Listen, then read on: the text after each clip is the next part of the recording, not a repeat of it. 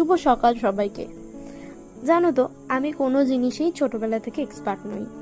আসলে কোনো স্কিলই তেমন শেখা হয়নি, শুধু পড়াশোনা ছাড়া।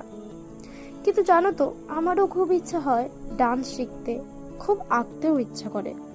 কিন্তু সময়ের অভাবে আমি শিখতেও পারি না, আর প্র্যাকটিসও করতে পারি না। যে একা একা শিখবো তাও সম্ভব নয়।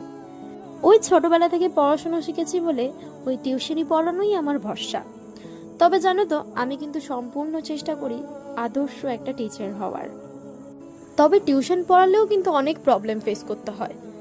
যেমন ধরো, তোমার জ্বর হলো, তুমি কিন্তু টিউশন ছুটি করতে পারবে না। আবার তোমার স্টুডেন্ট যদি কোনো ভুল করে, তুমি কিন্তু শাসন করতে পারবে না।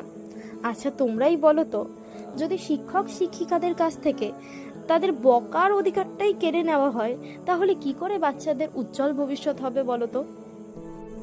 আমি আমার গুরুজনদের কাছ থেকেই শুনেছি, তাদের মাস্টারমশাইরা নাকি খুব মারতেন এবং বকতেন। তার ফলও কিন্তু ভালো ছিল। তার ফলে সবাই ভয় পেত এবং পড়াশোনাটাও খুব ভালো করে করত। সময়ের সাথে সাথে শিক্ষক শিক্ষিকাদের মারার অধিকারটাও বিলুপ্ত হয়ে গেছে, শুধুমাত্র তার জন্য দায়ী গার্জিয়ানরা। এবং তার ফলে দেখা যাচ্ছে বেকারত্ব, কারণ ছোটবেলা থেকেই তো কোনো বেস নেই। আশা করি আমি কোনো ভুল কথা বলিনি, আর যদি আমি ভুল কথা বলে থাকি অবশ্যই আমাকে জানিও। আর আমার সাথে কে কে একমত আছো সেটাও জানিও।